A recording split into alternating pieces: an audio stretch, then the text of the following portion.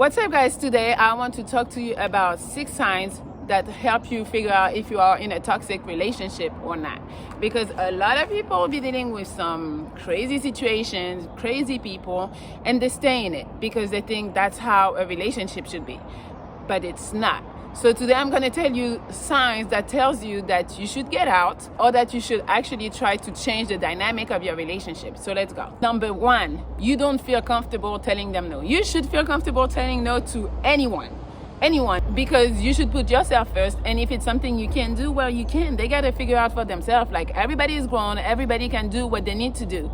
If you don't feel comfortable telling them, that's kind of like you're being manipulated in some way. So for example, you have to write a paper or something, and she tells you, hey, are you gonna come over and help me with this paper? And you're like, no, I got my exam tomorrow, I can't help you.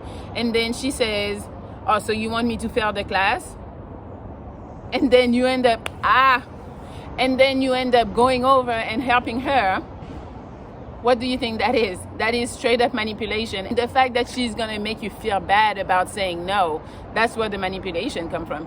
And that's why you feel uncomfortable saying no, because you know, if I say no, she's gonna complain, she's gonna make me feel bad about it, and then I'm just gonna go and do it. Right there, that's toxic.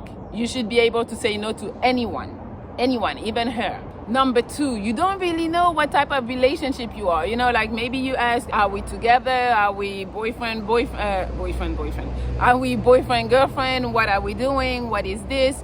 You know, and all they say is like, they stay vague. They're like, yeah, we're just enjoying each other's company. We're just like, you know, we're cool. No, you know, I just don't like titles. Let's just see where it goes. No, bitch, there is no let's see where it goes. Either we're together or we're not, because at this point, it's just playing games. And you know, it's so funny because I'm not from here. And as you can hear, I guess. And to me, when I first got to the States, it was really difficult because, first of all, I didn't really speak the language, even if I'm still not speaking it like hella good yet. But people were asking me, are you talking to somebody? And then I was like, yeah, I talk to everyone, because to me, talking or talk was just like having a conversation. But to them, it was something else. So I'm in college telling people, yeah, I talk to everyone. So they look at me like I'm some type of whore or something. I just didn't know what it meant. But in France, we don't really have that stage of like, are we talking? No, if we kiss and we fuck, we're together. There is no, unless something is said otherwise, unless maybe, and it's just weird to me. It was always weird to me that it's like, there's this talking stage. Why? We can go on date, but we're not kissing, we're not doing anything. But when we decide to kiss and stuff, well, we're together. But people looked at me crazy for wanting that.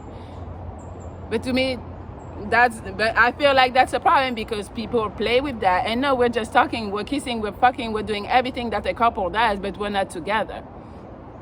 No. I mean, I don't accept it. There's no we're talking. We're together or we're not. But anyway, back on the subject. So if you don't know the state of your relationship or where you guys stand, that's kind of a sign that you're in a toxic relationship, because you don't know what you guys are doing. You don't know. And also, to me, it comes off as like you deserve to be someone's first choice.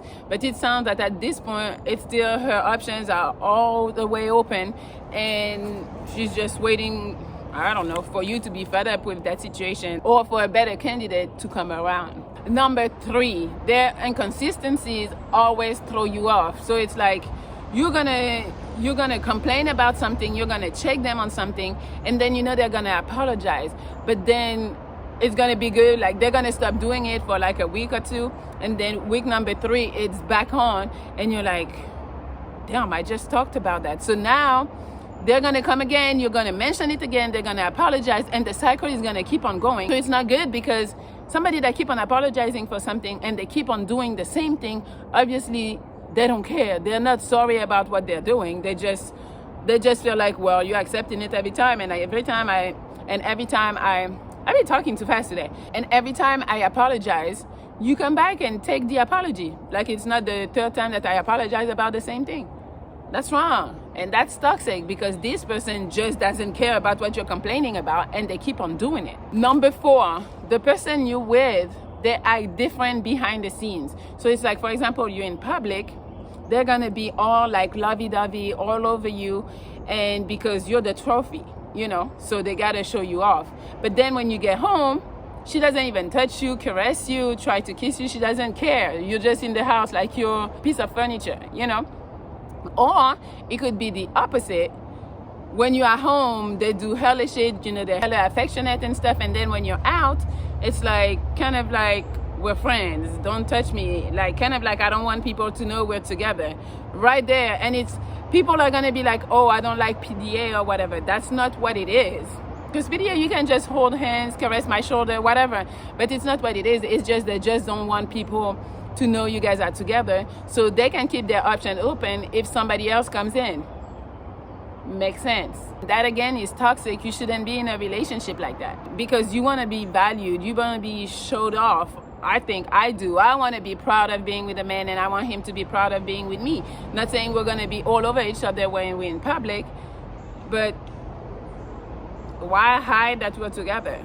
Number 5, they avoid any real conversation. It's like they keep you at arm's length, and they don't want you to be like too close, to know too much about them. They probably like confide in other people, but they don't confide in you. And that's a problem, because it's gonna be harder to have a real connection with that person when everything you guys talk about is very surface level, you know.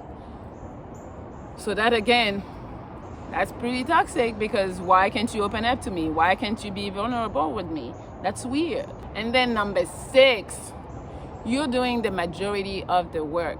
Like, if she feels like she doesn't have to do anything, she doesn't have to communicate, she doesn't have to be open, she doesn't have to be honest with you, she doesn't have to participate in the house, she doesn't have to pay for anything, she doesn't have to initiate sex, you know, all them shits. Like, women, sometimes they just feel like, I'm here, I can sit here and do nothing, you will do everything to make this work. Like, no. Right there, you know, it's toxic. Like, why are you the only one working? Why are you the only one providing? It doesn't make any sense. It's like they say, a lot of people say a relationship is a partnership. What's good of being in a partnership when only one is working and the other one is just benefiting from everything else? Like, isn't it better if everybody work and then we can benefit all, like, on a higher level? I think it is, but some people, some women don't feel like they gotta do shit, and that's where you need to tell them, you gotta do shit or I'm not gonna do everything. And if they persist on being the same, you gotta go.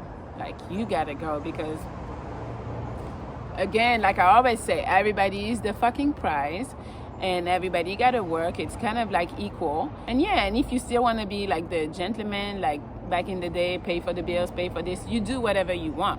I'm just saying that the woman has to be bringing something, and if she doesn't, it's gonna be unbalanced, and eventually you're gonna resent her, you're gonna talk shit, she's gonna talk shit, you know, it's always gonna be something. You gotta nip that in the butt and keep it moving. There is way better women out there than the one you have. So don't even be afraid of leaving the one you have thinking you're not gonna find something better. If you put in the universe that you want something better is gonna come. So just do it. Don't even be scared. Like, I talk a lot to my friends and they're always thinking like, well, I don't want to leave her because she's not that bad. I'm like, fuck, not that bad. I want somebody that's good, that's great. And that person is somewhere out there. You just gotta be open, vulnerable. You gotta be the man. You gotta, you know, there's a bunch of shit that you gotta be, but that person is out there, and you can attract that person by being yourself, that person, if it makes sense. I don't know, I talk too much today. All right, that's it. I'll let you go, and hopefully you can evaluate your situation and see if you are in a toxic relationship, if you can change it, and if you can't, get the fuck out of there. Okay, there's other people.